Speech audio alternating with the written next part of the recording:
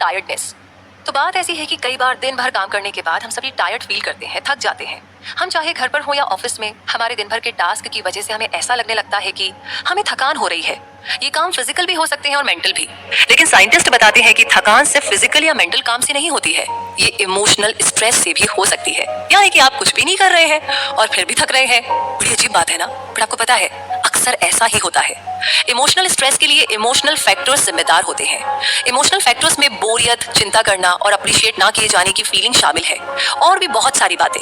इन सारे फैक्टर्स की वजह से हमें इमोशनल स्ट्रेस होता है, और इस स्ट्रेस से शरीर में नर्वस टेंशन बनती है। हम अपनी मसल्स को टेंशन यानी तनाव देते हैं, इसलिए वो जल्दी थक जाते हैं और हमें थकान होती है, जिससे हमारी प्रोडक्टिविटी कम हो जाती है। ज्यादा स्ट्रेस से हम बीमार भी हो सकते हैं। तो बात ऐसी है कि टेंस मसल्स हमारी बॉडी की काम करने वाली मसल्स होती है, और जब हम अपने काम पर फोकस करते हैं तो हम अपने काम करने वाली मसल्स को स्ट्रेस देते हैं। हम अपने कंधों और आईब्रोज को झुका लेते हैं, अपनी आंखों पर दबाव डालते हैं, चेहरे के मसल्स को टेंस कर लेते हैं या फिर गलत तरीके से बैठते हैं। ये सभी बुरी आदतें हमें नर्वस और मस्कुलर टेंशन देती है। इसी वजह से हम थकान महसूस करते हैं। तो अगली बार जब कुछ ऐसे जेस्चर्स या पोस्चर्स आप देखें तो प्लीज नोटिस कीजिएगा कि ये कहीं फिजिकल और मेंटल ना होकर के इमोशनल स्ट्रेस तो नहीं। और इसी के साथ हम अपना पैसा भी बर्बाद नहीं करना चाहते, क्योंकि ये हमारे लिए बहुत कीमती होता है, लेकिन हम अपनी एनर्जी बिना सोचे समझे वेस्ट करते हैं, जबकि ये पैसों से कहीं ज्यादा कीमती है। क्योंकि एनर्जी होगी तो बाकी काम होंगे, नहीं तो कुछ नहीं। इसलिए अपनी बॉडी और माइंड को आराम देना भी जरूरी है। बॉडी को रिलैक्स करने के लिए आपको अपने मसल्स से शुरुआत करनी चाहिए। सबसे पहले अपनी आंखों को आराम दीजिए, अपनी आंखें बंद कीजिए और कुर्सी पर या बिस्तर पर आराम से लेट जाइए और अपनी आंखों से उस टेंशन को दूर भगाइए और कहिए लेट गो, यानी स्ट्रेस को जाने दो। लगभग 1 मिनट तक ये स्टेप रिपीट करने के बाद आप महसूस करेंगे कि आपकी आंखों का टेंशन यानी कि तनाव दूर हो गया है। आपको महसूस होगा कि आपकी सभी प्रॉब्लम्स गायब हो गई हैं, और ऐसा इसलिए होता है क्योंकि आंखें हमारे शरीर की 1/4 नर्वस एनर्जी को यूज करती है। इसलिए अच्छी आईसाइट वाले लोगों को आई स्ट्रेन ज्यादा होता है, क्योंकि वो अपनी आंखों को ज्यादा तनाव देते हैं। आंखों के बाद अब शरीर के दूसरे पार्ट्स को आराम देने का समय आ गया है। आपको अपने चेहरे, जबड़े, गर्दन, कंधे और पूरे शरीर की मसल्स पर फोकस करना है। फिर अपनी मसल्स को लेट गो करने के लिए कहिए। अगर आपको रिलैक्स करते समय कोई भी प्रॉब्लम हो रही है तो आपको अपने शरीर को एक पुराने मोजे यानी कि पुराने सॉक्स की तरह इमेजिन करना चाहिए। इस सिचुएशन में आपको रिलैक्स करने में मेंटल एफर्ट नहीं लगाना है। आपको एक लटके हुए मोजे की तरह अपने शरीर को ढीला छोड़ देना है। इस तरह से अपने शरीर से सारी टेंशन को निकाल फेंकिए। इसके लिए आप एक ट्रिक भी यूज कर सकते हैं, जिसमें आप अपने डेस्क के पास पुराना मोजा रख सकते हैं, जो आपको वो रिलैक्स करने के लिए याद दिलाता रहे। थोड़ा अजीब है, लेकिन ये काम करता है। इसके अलावा जब आप काम कर रहे हो तब आपको अपने बैठने के पोस्चर पर ध्यान देने की जरूरत है। आपको हमेशा कंफर्टेबल पोजीशन में बैठना चाहिए। ऐसा करने से आपके शरीर पर कम से कम स्ट्रेस पड़ेगा। अच्छा सिटिंग पोस्चर दिन के अंत में होने वाली थकान को कम कर देता है। आपको पूरे दिन में 4 से 5 बार खुद से पूछना चाहिए कि कहीं आप अपने काम में जरूरत से ज्यादा मसल एफर्ट तो नहीं लगा रहे हैं। आप ऐसे मसल्स को तो यूज नहीं कर रहे हैं जिसका आपके काम से कोई मतलब नहीं है। अगर ऐसा है तो आपको तुरंत आराम करने की कोशिश करनी चाहिए। आपको हर शाम अपनी थकान पर ध्यान देना है। अगर आप टायर्ड हैं तो एनालाइज कीजिए कि क्या ये आपके काम की वजह से है या आप खुद पर जबरदस्ती का स्ट्रेन ले रहे हैं। आपको अपनी प्रोग्रेस देखने के लिए खुद को हर रोज इवैल्यूएट करने की जरूरत है। आज नहीं तो कल आप अपनी बॉडी और माइंड पर ज्यादा बोझ डालने की बुरी आदत को खत्म कर पाएंगे। और आखिर में अपने काम के बीच ब्रेक लेना बिल्कुल भी ना भूलें। आप अपने काम के बीच 5 मिनट का ब्रेक ले सकते हैं। लंच ब्रेक में बाहर वॉक पर जा सकते हैं या अपने दोस्तों से मिल सकते हैं। वीकेंड्स और हॉलीडे अपनी फैमिली के साथ बिताइए। अपनी एनर्जी को रिचार्ज और प्रोडक्टिविटी को बढ़ाने के लिए ब्रेक लेना बहुत जरूरी है। इसी के साथ अगला चैप्टर है 4 गुड वर्किंग हैबिट्स। आजकल की बिजी जिंदगी में हमें एक साथ कई सारे टास्क पर काम करना पड़ता है, और इस वजह से रूटीन लाइफ और वर्क लाइफ में बैलेंस करना मुश्किल हो जाता है। काम के बोझ की वजह से हमारी बॉडी पर स्ट्रेस पड़ता है और आखिर में हमें थकान और चिंता होने लगती है। सक्सेसफुल और स्ट्रेस फ्री बनने के लिए हमें काम करने की अच्छी आदतें सीखनी होगी। आइए उन 4 आदतों के बारे में जानते हैं जिनकी मदद से हम ये अचीव कर सकते हैं। तो पहली है गुड वर्किंग हैबिट। सबसे पहले अपनी डेस्क से सारे पेपर हटा दीजिए। सिर्फ उन्हें रखिए जिन पर आप अभी काम कर रहे हैं। इनकम्प्लीट टास्क के पेपर डेस्क पर रखे रहने से माइंड में ज्यादा चिंता होती है। पेपर का बंडल आपको ये याद दिलाता रहेगा कि कम टाइम में आपको बहुत सारा काम करना है। इस वजह से आपके माइंड में टेंशन बनी रहती है और आप जल्दी थक जाते हैं। तो ये हैबिट धीरे धीरे आपको बीमार कर देती है और आप हाई ब्लड प्रेशर और हार्ट प्रॉब्लम जैसी लाइफस्टाइल डिजीज के शिकार हो जाते हैं। जैसे कि डॉक्टर विलियम सैंडलर शिकागो शहर की फेमस साइकाइट्रिस्ट थे। एक दिन शिकागो की एक बड़ी कंपनी के एग्जीक्यूटिव उनसे मिलने गए। उस एग्जीक्यूटिव को एंजाइटी की प्रॉब्लम थी और वो नर्वस ब्रेकडाउन होने की कगार पर थे। जब डॉक्टर सैंडलर उस पेशेंट की बात सुन रहे थे तभी उनका फोन बजता है। डॉक्टर सैंडलर ने उस कॉलर की बात को ध्यान से सुना और तुरंत उसकी प्रॉब्लम सॉल्व कर दी। उस कॉल के थोड़ी देर बाद उनका फोन दोबारा बजा। जैसे ही डॉक्टर सैंडलर ने फोन उठाया उसी समय उनका कलीग उनके कैबिन में आया और एक पेशेंट के बारे में पूछने लगा। डॉक्टर सैंडलर ने अपनी कलीग को अच्छे से हर बात का जवाब दिया। उसके बाद उन्होंने वापस फोन पर बात की और कॉलर की प्रॉब्लम को सॉल्व किया। इन मुद्दों को सुलझाने के बाद डॉक्टर सैंडलर एग्जीक्यूटिव की तरफ मुड़े और उनसे इस देरी के लिए माफी मांगी। लेकिन एग्जीक्यूटिव के चेहरे पर कुछ और ही रिएक्शन था।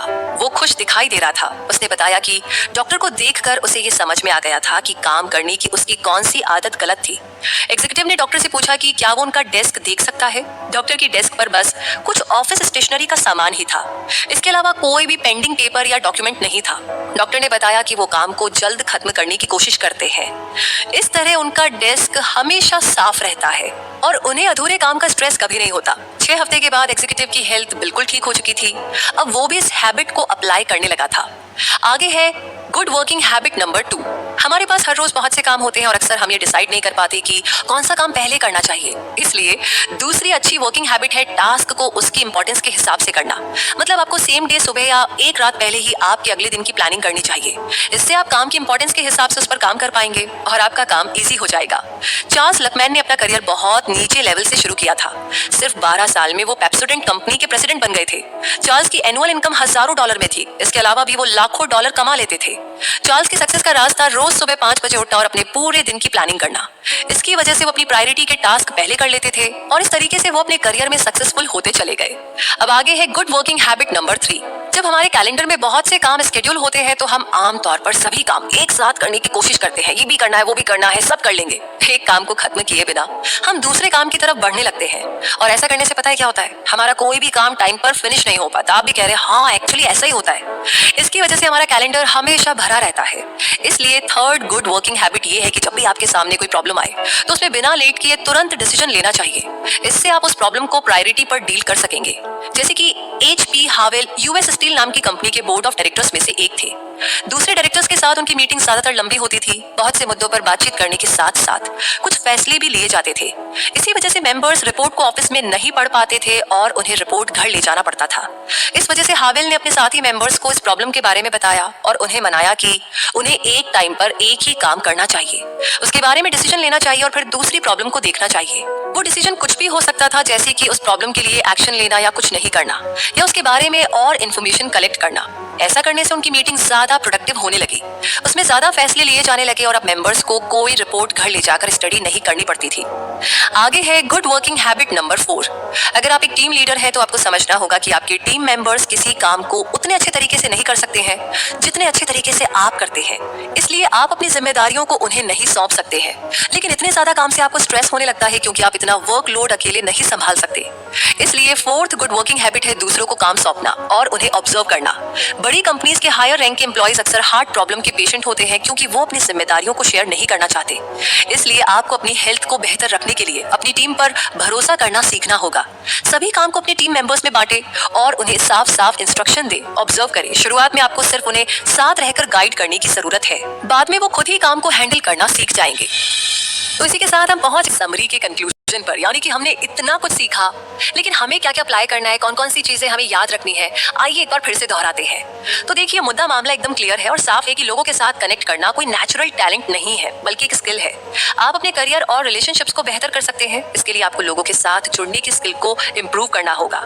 इस समरी में डेल कार्नेगी ने ऐसे सिंपल टिप्स शेयर किए हैं जो आपको और आपके आसपास के लोगों पर पॉजिटिव असर डालते हैं। सबसे पहले आपने सीखा कि खुद को पसंद करवा कर आप ज्यादा दोस्त बना सकते हैं और ऐसा आप हम्बल होकर उनकी जिंदगी में इंटरेस्ट लेकर अचीव कर सकते हैं। दूसरा, आपने सीखा कि अगर आप अपने कलीग्स की गलती ठीक करना चाहते हैं तो सबसे पहले आपको अपनी गलती को एक्सेप्ट करना होगा। इस तरह से लोग आपकी बातों को पॉजिटिवली लेंगे। तीसरा, आपने सीखा कि अगर आप दूसरों को सजेशन देकर उन्हें डिसीजन लेने का मौका देंगे तो वो आपके साथ ज्यादा कोऑपरेट करेंगे। लोगों को अपनी चॉइस ज्यादा पसंद होती है। चौथा, आपने जाना कि आपको अनजस्ट क्रिटिसिज्म यानी कि बुरे क्रिटिसिज्म, दूसरों से अपनी बुराई को ज्यादा सीरियसली नहीं लेना चाहिए। आप सभी को खुश नहीं रख सकते हैं। खुद पर भरोसा कीजिए, विश्वास कीजिए, अपनी स्किल्स को बेहतर करने के लिए कंस्ट्रक्टिव क्रिटिसिज्म पर ध्यान दीजिए। पांचवा है, आपने सीखा कि मेंटल और इमोशनल स्ट्रेस आपको थकाता है, इसलिए अपनी बॉडी और माइंड को आराम देने के लिए काम के बीच में ब्रेक लेना करना जरूरी है। अपने बैठने के तरीके को ठीक रखें और अपने मसल्स की टेंशन को रिलीज करें। अपनी चिंताओं और नेगेटिव इमोशंस को भूल जाएं। आखिर में आपने उन सिंपल वर्किंग हैबिट्स के बारे में सीखा जो आपकी प्रोडक्टिविटी को बेहतर बना सकते हैं। अपनी डेस्क को साफ रखें, सुबह जल्दी उठें, अपने दिन को प्लान करें और सबसे जरूरी काम को पहले पूरा करें। एक टाइम पर एक ही प्रॉब्लम सॉल्व करने पर फोकस करें। बाकी काम अपने टीम मेंबर्स को देकर उन्हें गाइड करें। आप दूसरों के बिहेवियर को कंट्रोल नहीं कर सकते, लेकिन आप अपने खुद के बिहेवियर को कंट्रोल कर सकते हैं। आपकी आदतों और रूटीन में कुछ सिंपल चेंज करने से बड़ा पॉजिटिव असर पड़ सकता है। आप एक बेहतर एम्प्लॉय, मैनेजर या बिजनेसमैन बन सकते हैं। आप एक बेहतर पेरेंट, स्टूडेंट या कलीग बन सकते हैं। हर दिन आपके लिए खुद को बेहतर बनाने का एक नया मौका होता है, इसलिए अपनी जिंदगी को आज ही बदलना शुरू कीजिए। तो इन्हीं सारी बातों के साथ ये समरी यहीं पर कंप्लीट होती है। और जैसे कि शुरुआत में हमने बात की थी, सुकून, शांति, हैप्पीनेस, पैसा, ग्रोथ, सक्सेस, सब कुछ मिलेगा। ये बातें बहुत छोटी छोटी है, लेकिन इनका इम्पैक्ट आपके लाइफ के हर एरिया पे पड़ता है। और पता है, इमोशनली, मेंटली ना हम इन्हीं छोटी छोटी चीजों से ना सफर कर रहे होते हैं, परेशान हो रहे होते हैं। इसने ये कह दिया, मैंने इतनी मेहनत की, ऐसा क्यों, वैसा क्यों। ध्यान रखिए, बहुत छोटी छोटी चीजें हैं, एक एक करके धीरे धीरे अप्लाई करना शुरू कीजिए, काम करना शुरू कीजिए। तो कमेंट सेक्शन में जरूर बताइएगा ये समरी आपको कैसी लगी और किस चीज पर ऑलरेडी आप काम कर रहे हैं या आपने प्लानिंग की है। कौन सा इंसिडेंट, कौन सी बात आपको बहुत अच्छी लगी